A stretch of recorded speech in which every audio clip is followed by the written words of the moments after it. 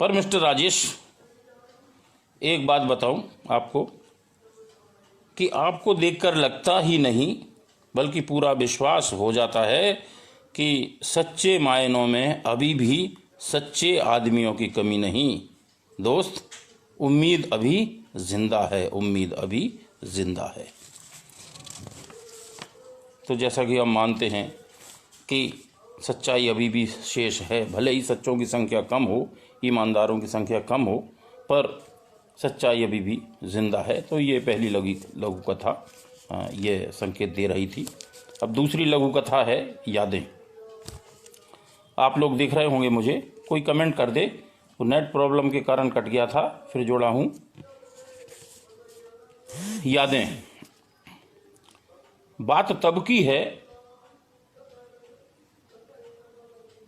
जब मैं गर्मियों की छुट्टियों में अपने मामा जी के यहाँ गया हुआ था। मामा जी बीमार थे और बिस्तर पर थे, उन्हें दवा लेने में भी परेशानी होती थी।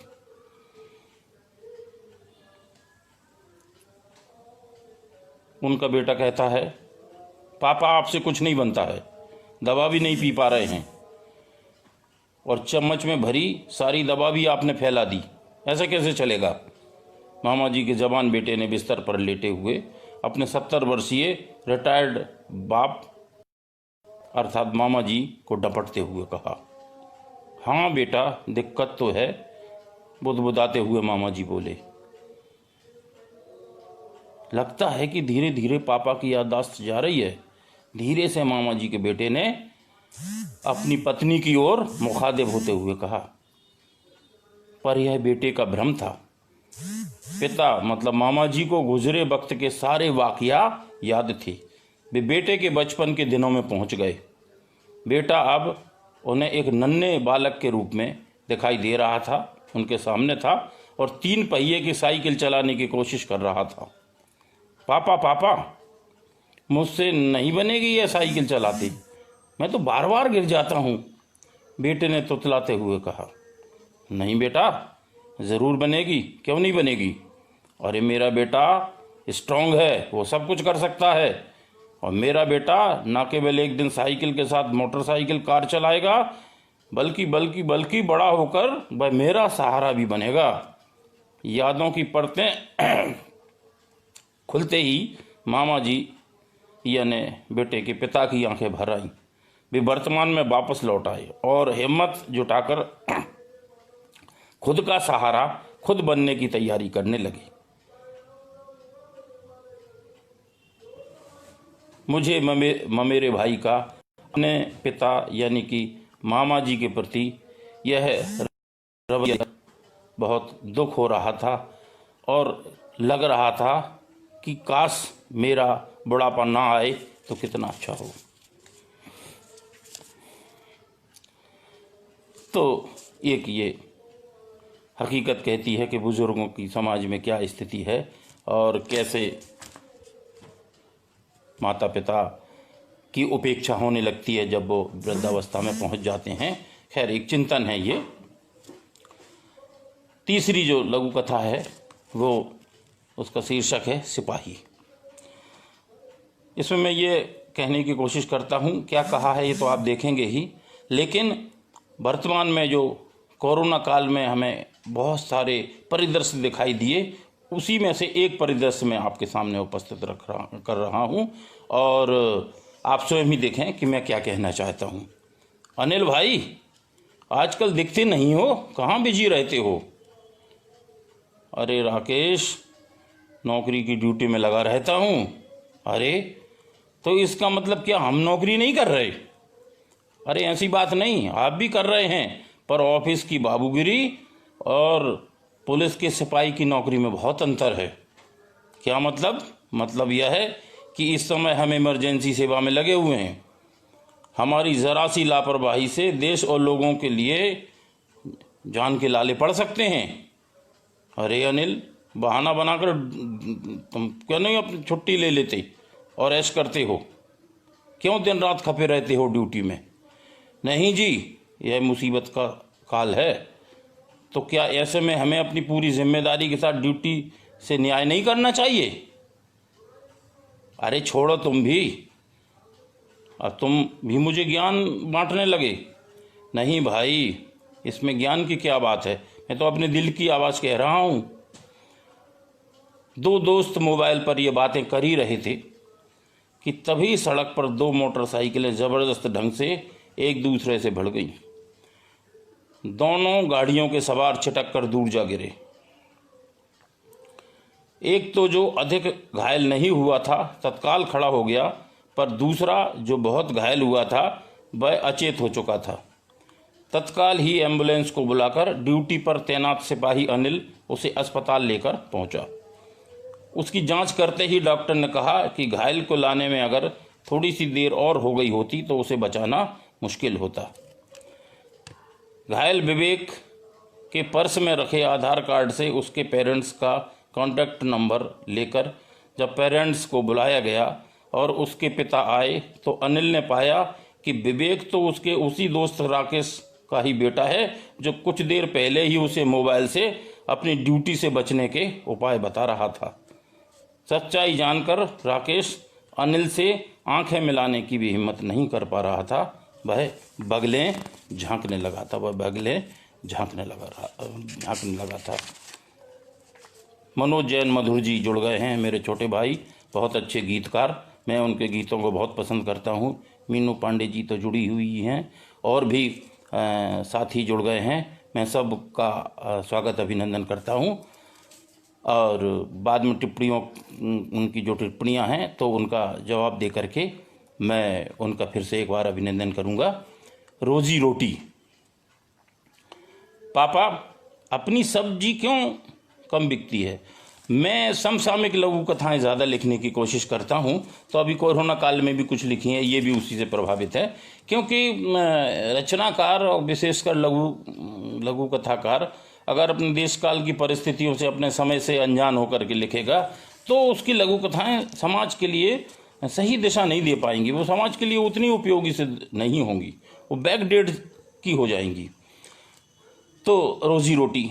पापा, अपनी सब्जी कम क्यों बिकती है जबकि बगल के सब्जी वाले के पास तो ग्राहकों की भारी भीड़ रहती है? 15 वर्षीय गोलू ने अपने सब्जी विक्रेता पिता से सवाल किया। भाई, इसलिए कि बगल वाले को ना खुद की जान की चिंता है और ना ग्राहकों की जान की, पिता ने कहा। क्या मतलब? मतलब यह बेटा कि ना तो उसने खुद मास्क लगा रखा है, ना ही ग्राहकों को कहता है कि वे लगाएं, ना ही वह खुद हाथ सैनिटाइज करता है, ना ग्राहकों से कराता है।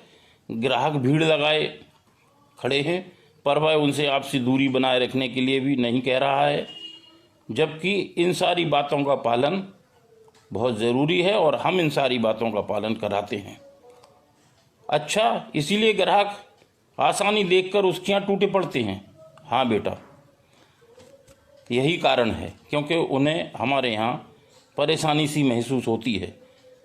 लेकिन ग्राहकों को समझना चाहिए कि उस सब्जी के साथ ही कोरोना का खतरा भी बांटा जा रहा है। बेटा, हमें रोजी रोटी ज़रूर कमानी चाहिए, पर हमें अपनी सामाजिक जिम्मेदारी भी समझनी चाहिए।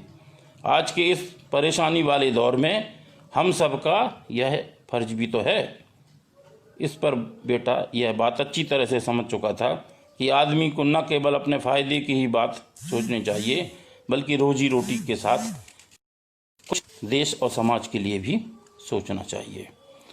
ये वर्तमान में बहुत दिखाई देता है और ऐसा मैंने स्वयं अपने मंडला के स्थानीय बाज़ार में देखा कि जो दुकानदार ग्राहकों को निर्देशित करके कोरोना बचाव वाले जो भी निर्देश हैं उन का पालन कराता है, उससे ग्राहक थोड़ा सा छिटके रहते हैं और उन्हें लगता है कि अनावश्यक रूप से उन पर नियम थोपे जा रहे हैं, जबकि जो दुकानदार उन्हें फ्री हैंड दे देता है वे वहाँ ज़्यादा सुविधा महसूस करते हैं और वहाँ अधिक संख्या में पहुँचते हैं, जबकि ये खतरे की बात है।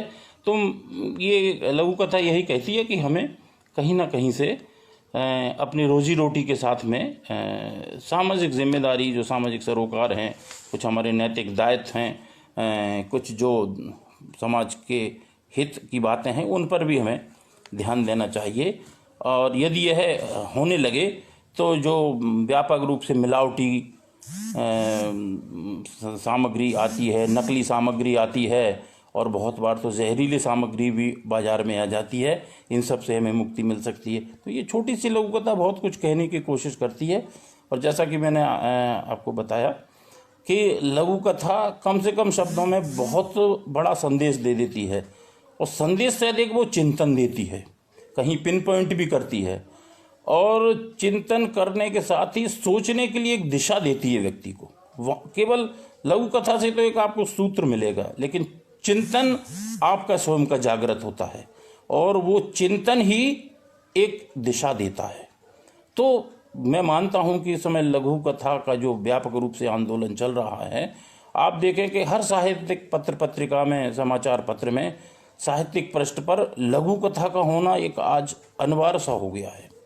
और बहुत लोग तो या यूँ कहें अधिकांश लोग, अधिकांश पाठक बड़े उपन्यास नहीं पढ़ेंगे, बड़ी कहानियों को नहीं पढ़ेंगे, लेकिन लघु कथा को वो ज़रूर पढ़ेंगे, क्योंकि कम समय में उन्हें बहुत कुछ दिशा मिल जाती है, एक चिंतन मिल जाता है, एक उन्हें प्लॉट मिल जाता है, और निश्चित रूप से एक दिशा तो मिलती ही है। तो लघु कथा में जो कहानी का ताना बाना होता है, उसको आप मनोरंजन का विषय कदापि न समझें। उसमें एक कथ्य जो होता है वो सबसे अधिक महत्वपूर्ण होता है। बस यही महत्वपूर्ण है कि उस कथ्य को कितनी संजीदगी से उस कथा में गढ़ा गया है, और उसी पर लघु कथा की उत्कृष्टता जो है वो निर्भर करती है। चलिए मैं आगे बढ़ता हूँ। ये अगली लघु कथा है। अच्छा, जैसा हम जानते हैं कि लघु कथाएं हमारे अपने बीच से ही निकल करके आती हैं। बहुत बार दोस्तों के साथ लघु कथा का प्लॉट मिल जाता है, बहुत बार कार्यालय में और ऑफिसेज में कर्मचारियों के आपसी व्यवहार और आपसी बातचीत और उनके एटीट्यूड से भी हमें लघु कथा के प्लॉट मिल जाता है, चिंतन मिल जाता है, एक विषय वस्तु मिल जाती है। तो ये एक कार्यालय की वार्तालाप पर ये निर्भर है, लेकिन ये बहुत कुछ कहना चाहती है लघु कथा। और वही लघु कथा ज़्यादा अच्छी मानी जाती है जो कहती तो कम है, लेकिन आपको सोचने को अधिक विवश करती है, और आपको सोचने के लिए वो एक दिशा दे देती है। आप उस विषय पर आप सोचते रहे, यानी आपकी वैचारिकता को, आपकी मानसिकता को वो लघु कथा उद्वेलित अगर कर दे, तो मान लें कि वो लघु कथा का जो सृजन है वो सफलता की स्थिति में आ गया, मतलब वो लघु कथा सफल है, उसका सृजन सफल है, सार्थक हुआ उसका। तो देखें खरी बात, वह देखो शर्मा जी कितने खुश रहते हैं। ये ऐसी बातें कार्यालय में बहुत होती हैं। वह देखो शर्मा जी कितने खुश रहते हैं, हाँ, कितने संतुष्ट रहते हैं, आनंद से कितने लबालब रहते हैं। उनमें और उनकी पत्नी में भी आपस में बड़ा प्रेम है, दोनों पति पत्नी बड़े सद्भाव के साथ रहते हैं। और तो उनके बच्चे भी तो उनकी कितनी अधिक बात मानते हैं, बिल्कुल सही है। पर हम दोनों, जो दो लोग बात कर रहे थे, पर हम दोनों उनसे कितने ऊंचे ओहदों पर हैं। हमारे पास पैसा भी है। हरिओम श्रीवास्तव साहब, भाई साहब आदरणीय, वो भी देख रहे हैं, मैं उनको प्रणाम करता हूँ कि हम दोनों उनसे कितने ऊंचे ओहदों पर हैं। हमारे पास पैसा भी है, पर शर्मा जी जैसा हमारा तो कुछ भी नहीं है।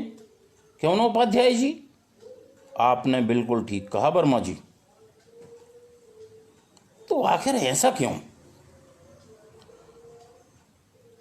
दोनों इसकी वजह ढूंढने में लग गए, पर वो वजह नहीं ढूंढ पा रहे थे। बहुत देर से अपने अफसरों की माथापच्ची देखकर भरत रामलाल बोला कि अगर आप लोग माफ़ करें तो मैं कुछ बोलूं? हाँ ज़रूर, क्यों नहीं, पर आप लोग नाराज़ तो नहीं होंगे? नहीं नहीं, बोलो क्या कहना चाहते हो। सर छोटे में बड़ी बात होगी। अरे तुम कहो तो क्या कहना चाहते हो। सर दरअसल शर्मा जी के जीवन में सादगी है, पवित्रता है, उनके पारिवारिक रिश्तों में ईमानदारी भी है। वे हर काम संस्कारों के साथ करते हैं इसीलिए सर ऐसा है। भरत की खरी बात। दोनों अफसर बगलें झांकने लगे, बगलें झांकने लगे, बगलें झांकने लगे। एक चिंतन ये।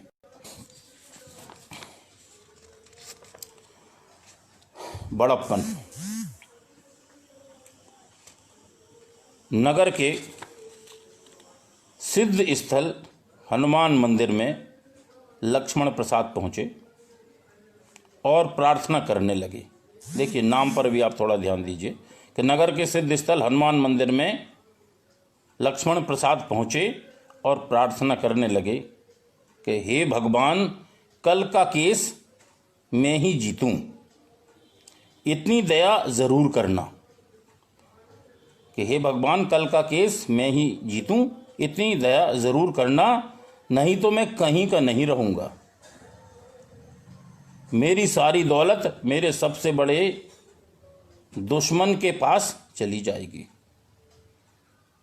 उनके जाने के बाद थोड़ी देर में राम प्रसाद आए। नाम देखें, राम प्रसाद आए और वे भी प्रार्थना करने लगे, हे भगवान, कल का केस लक्ष्मण प्रसाद ही जीते, इतनी दया करना, नहीं तो उसे बड़ा आघात लगेगा और वह भीतर तक टूट जाएगा।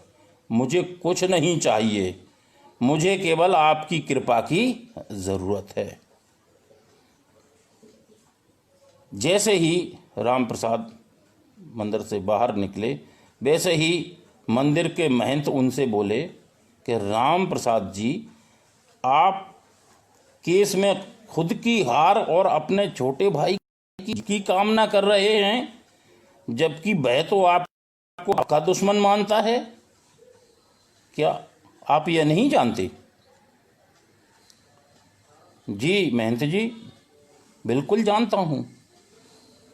तो फिर ऐसा क्यों कि आप उसके हित की बात सोच रहे हैं?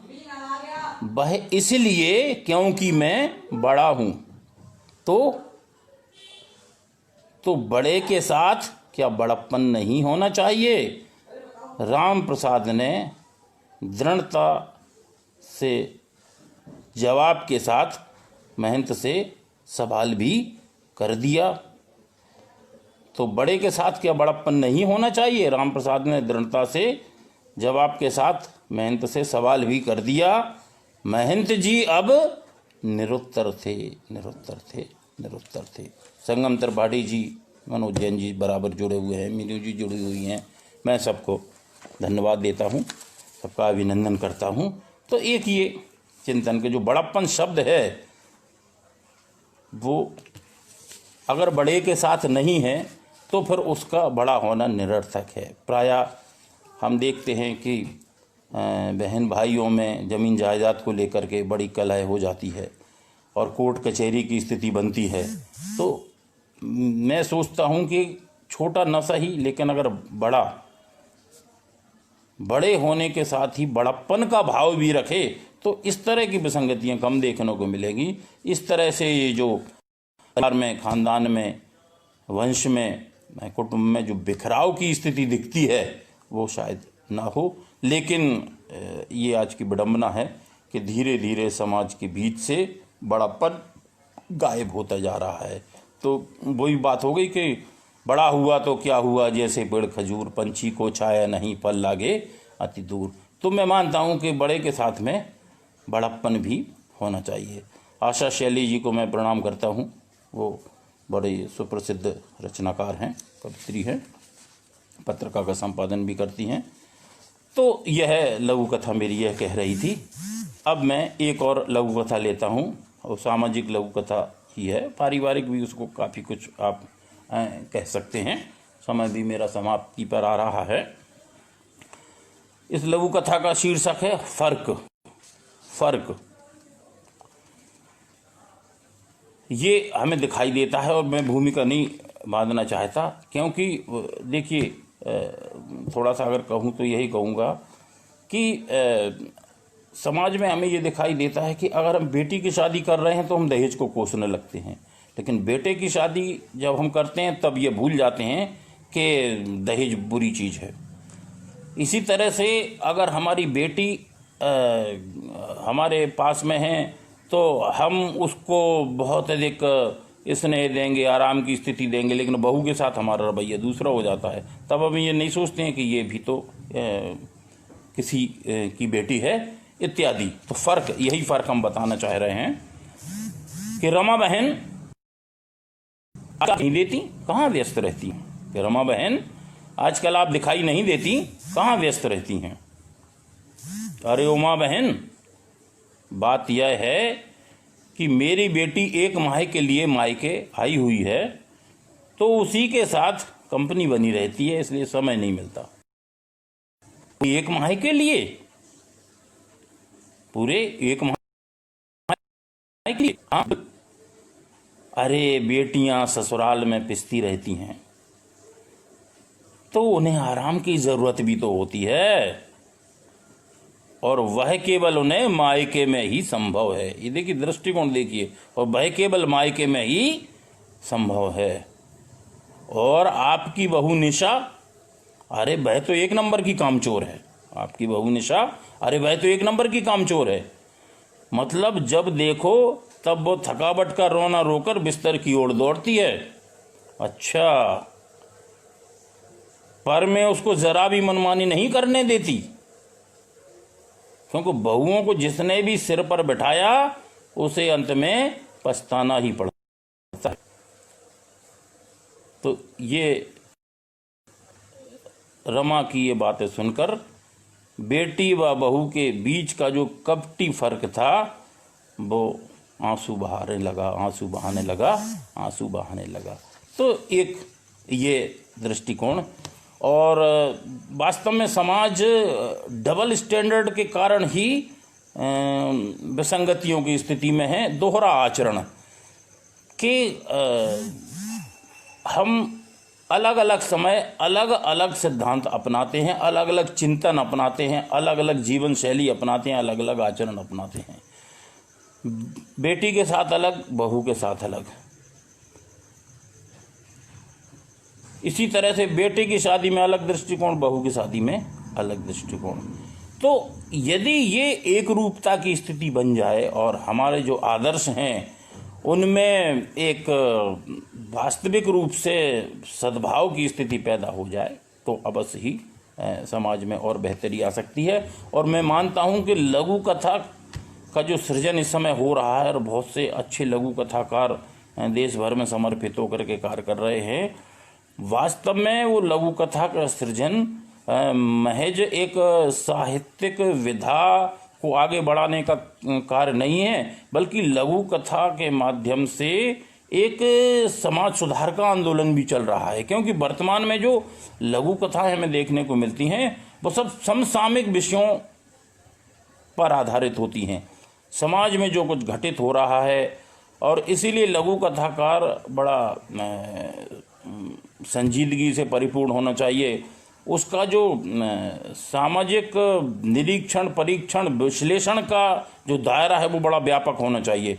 मतलब जो उसका ऑब्जर्वेशन का दायरा है, क्योंकि जितना गहराई से वो समाज को देखेगा उतनी ही व्यापकता के साथ और उतनी ही सूक्ष्मता के साथ और उतनी विस्तृतता के साथ में वो लघु कथाओं के प्लॉट ढूंढेगा और विसंगतियों को उजागर करने की कोशिश करेगा। तो मैं मानता हूं कि लघु कथाएं विसंगतियों पर प्रहार करती हैं, केवल विसंगतियों को उपस्थित करके उन विसंगतियों का रोना नहीं रोती हैं, बल्कि उन विसंगतियों को पर प्रहार करके उन विसंगतियों के लिए कोशिश करती हैं, चेष्टा करती हैं। और यही तो साहित्य का मूल मर्म है कि वो समाज की बेहतरी के लिए कार्य करता। तो लघु कथाएं भी समाज की बेहतरी के लिए कार्य कर रही हैं। और डॉक्टर मीनू पांडे जी अपने इस आरण्य और साहित्य वारधि के पृष्ठ के माध्यम से जो लघु कथाकारों को वो प्रस्तुत कर रही हैं उन और लघु कथा पाठ करा रही हैं, तो वो लघु कथा पाठ के माध्यम से भी जो लघु कथाएं पहुंच रही हैं श्रोताओं तक, वो निश्चित रूप से समाज में एक प्रकाश की रचना करेंगी, कहीं ना कहीं से एक अंधकार को दूर करने की कोशिश करेंगी और समाज को और देदीप्यमान और दिव्यता से परिपूर्ण बनाने की कोशिश करेंगी, जाज्वल्यमान बनाने की कोशिश करेंगी। मेरा समय समाप्त हो रहा है, हो ही गया। तो मैं डॉक्टर मीनू पांडे जी को एक बार पुनः हृदय की धन्यवाद देता हूँ।